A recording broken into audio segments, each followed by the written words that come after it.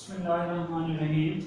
Welcome to the Lahore Garrison Junior and Upper School, and welcome to 10th General Science class. 10th General Science बेटा chapter number 8 जो है हमारा अलकरंट and electricity वो almost complete है। उसकी बेटा कुछ इंपॉर्टेंट पॉइंट्स और जो ग्लॉसरी है वो डिफरेंट डेफिनेशन हैं जहाँ से अक्सर आपको शॉर्ट क्वेश्चन आ जाता है, तो बेटा वो आज के लेक्चर में हम डिस्कस करेंगे। पेज नंबर है आपके पास 126 चैप्टर नंबर 8, और जो बेटा टॉपिक हमने डिस्कस करना है वो है ग्लॉसरी ऑफ चैप्टर नंबर 8, जिसमें हम देखेंगे कि जो डिफरेंट डेफिनेशंस हैं, डिफरेंट इंपॉर्टेंट पॉइंट्स हैं वो आपके पास क्या क्या हैं। सबसे पहला आ रहा है बेटा आपके पास electric current.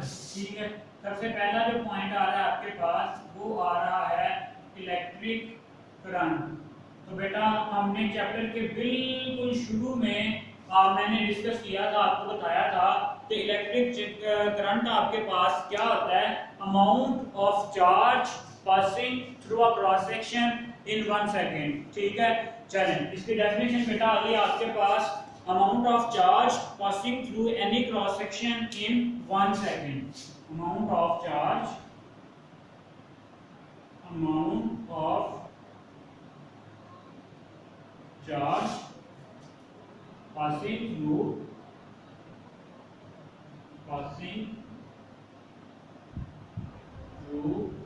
any cross section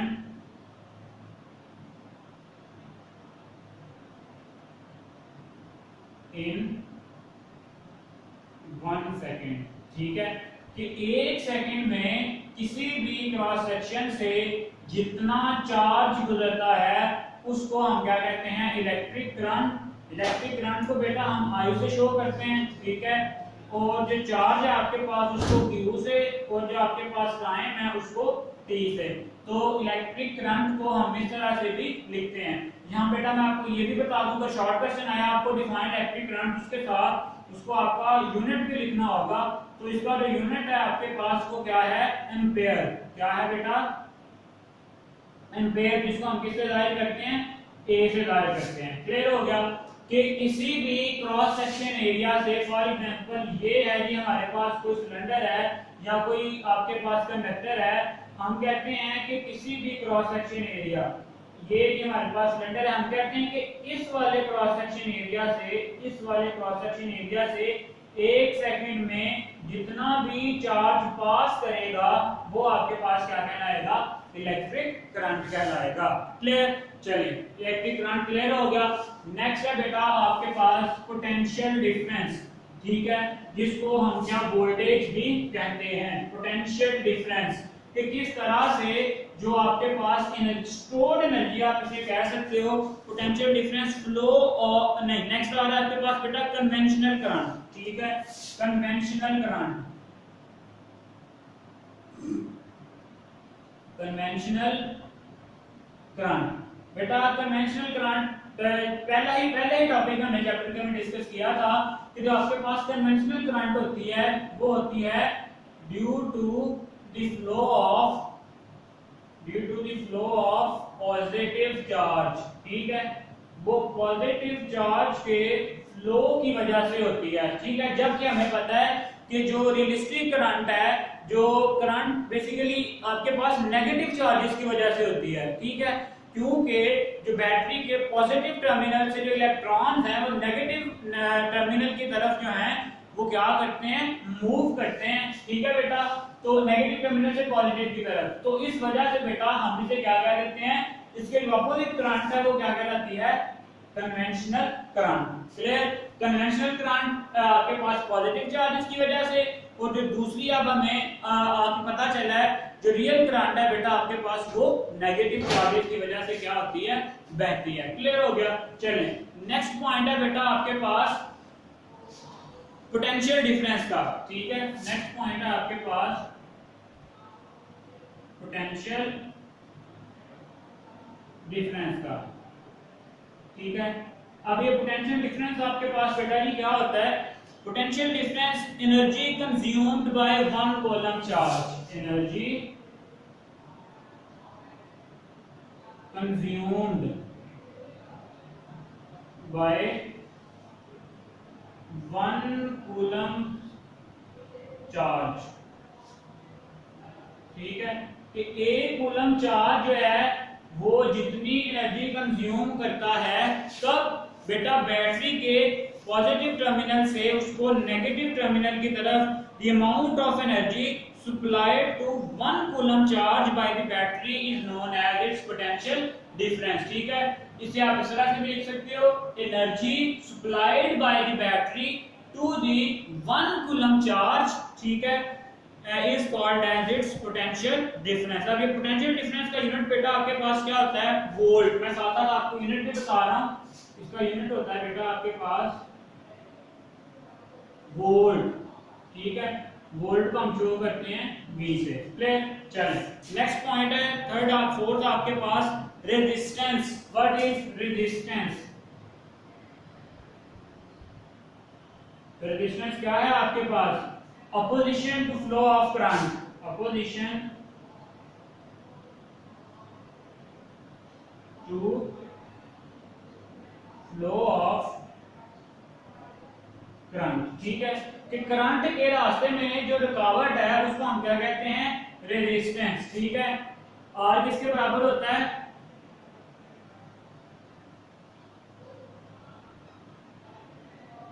ठीक है, जबकि हमें पता है कूलम लॉ आपके पास ओम लॉ होता है V = IR। यहां से बेटा अगर हम R कैलकुलेट करें, R आ जाएगा R = V/I। ठीक है, तो ये आ गया इसके पास इसका फॉर्मूला। इसका यूनिट क्या होता है, ओहम। ठीक है, रेजिस्टेंस का यूनिट होता है आपके पास ओहम। ठीक है, ओहम एक साइंटिस्ट था, एक फिजिसिस्ट था, जिसने बेटा आपके पास ओहम लॉ दिया था, उसी वजह से हमने इसका नाम रख दिया है इसके यूनिट का ओहम। ठीक है, चलिए जी।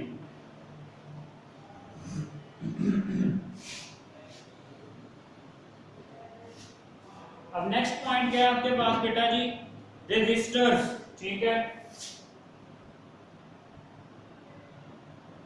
रेजिस्टर्स क्या होते हैं बेटा? Conductors having large resistance. ठीक है, conductors of large resistance are called as resistors. Conductors of large resistance. Example क्या आती है आपके पास बेटा? इसमें आ जाएगा बल्ब, आयरन, फैन एटसेट्रा। चलें, नेक्स्ट है कैपेसिटर।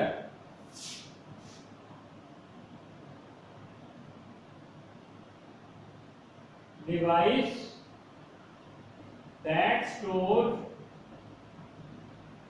चार्ज, मतलब चार्ज को स्टोर करने के लिए जो डिवाइस आपके पास यूज होती है उसको हम कहते हैं कैपेसिटर। फिर है ट्रांसफार्मर। ठीक है, ट्रांसफार्मर बेटा लॉन्ग डिस्टेंस आप पीछे डिस्कस करके आए हो कि ट्रांसफार्मर आपके पास क्या है।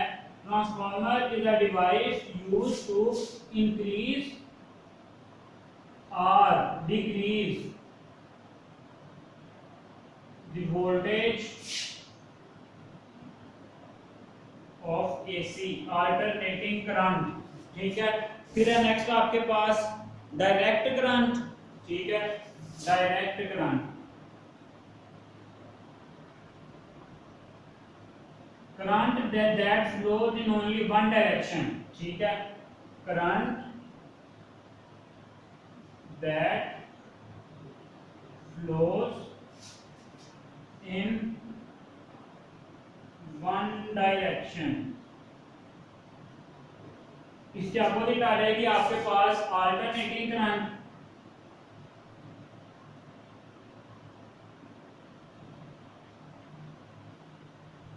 अल्टरनेटिंग करंट क्या होगी? कि भी चेंजेस इट्स पाथ। ठीक है, current that changes direction again and again, changes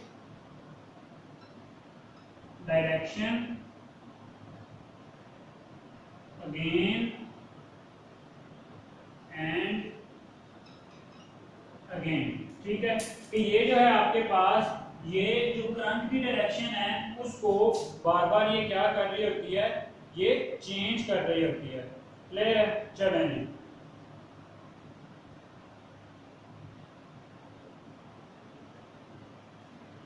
इसके बाद बेटा नेक्स्ट आपके पास जो पॉइंट है वो क्या है?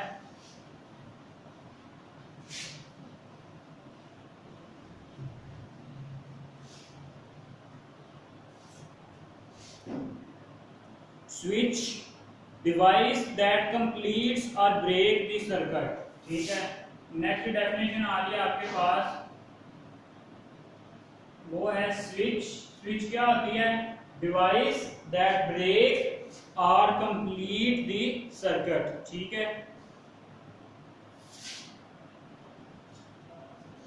डिवाइस दैट ब्रेक और कंप्लीट द सर्किट। ठीक है, सर्किट को ब्रेक करने के लिए या कंप्लीट करने के लिए बेटा आपके पास जो डिवाइस यूज होती है उस डिवाइस को हम क्या कहते हैं? स्विच कह देते हैं। चलें, नेक्स्ट है बेटा आपके पास किलोवाट आवर। किलोवाट आवर हमें पता है एनर्जी का यूनिट है, किलो वाट आवर ये है आपके पास unit of energy.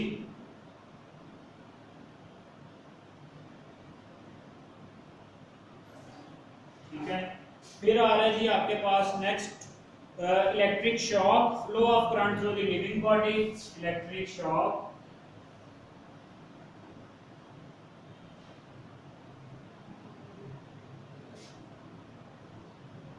Flow of current through living body, मतलब कि किसी जानदार के जिस्म से करंट का पास होना। ये क्यों होता है बेटा? समटाइम जो लाइव वायर है वो आपके पास डिफरेंट अप्लाइंसेस है उसकी बॉडी के साथ टच कर जाती है। ठीक है, और उसकी बॉडी सारी की सारी जो बॉडी है उसमें करंट फ्लो होना क्या रहता है शुरू। जैसे ही हम उसको हाथ लगाते हैं तो इंसान के जिस्म में किसी भी जानवर के जिस्म से भी जो करंट है वो पास होता है, इसको हम कहते हैं इलेक्ट्रिक शॉक कह देते हैं। फिर आ रहा है जी एमीटर, वोल्टमीटर, मल्टीमीटर। एमीटर होता है आपके पास एमीटर, एमीटर, वोल्टमीटर, मल्टीमीटर। अब देखें शुरू से हम पढ़ते आ रहे हैं कि एमीटर किसके लिए यूज होता है? It is an instrument use to measure the current. ठीक है, use to measure the current. ठीक है, करंट को मेजर करने के लिए जो इंस्ट्रूमेंट यूज होता है उसको हम कहते हैं एमीटर। जो आपके पास नेक्स्ट है वोल्टमीटर। अभी जो वोल्टमीटर है ये किसके लिए यूज होता है? For measuring the voltage. ठीक है, मेजरिंग दी वोल्टेज। वोल्टेज को मेजर करने के लिए वोल्टमीटर, करंट को मेजर करने के लिए एमीटर, और इन सब को एक साथ मेजर करने के लिए क्या है आपके पास? Multimeter. Instrument for measuring current, voltage and resistance. Instrument for measuring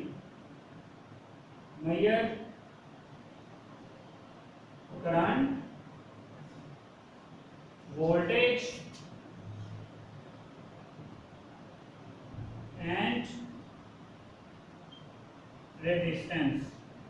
ठीक है, इसलिए हम इसको क्या कहते हैं? मल्टी, दो या दो से ज्यादा। नेक्स्ट आ रहा है जी आपके पास analog, analog meter and digital meter. ये जो बेटा हमने अभी कल ही डिस्कस किए हैं कि जो एनालॉग मीटर है वो आपके पास जो है कॉन्टिन्यूअस रीडिंग देता है, ठीक है, पॉइंटर की मदद से। जबकि जो आपके पास डिजिटल मीटर है उसमें क्या होता है? वो जो है वो आपको डिजिट्स की फॉर्म में जो है वो क्या देता है? डिजिट्स की फॉर्म में जो रीडिंग्स हैं उनको प्रोवाइड करता है। ठीक है, analogue meter and digital metre.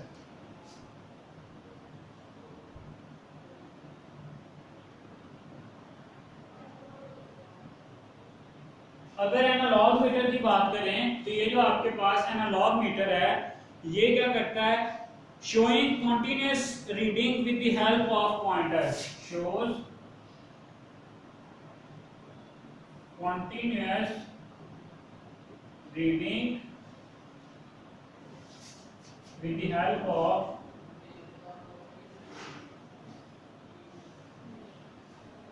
pointer।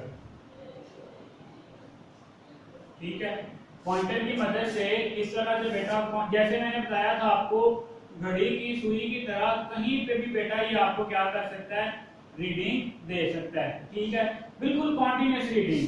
जब इसके अपोजिट है आपके पास, वो है डिजिटल मीटर। इसके अपोजिट की बात करें, वो है आपके पास digital meter.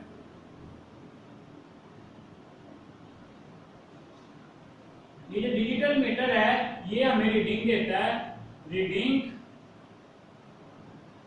In the form of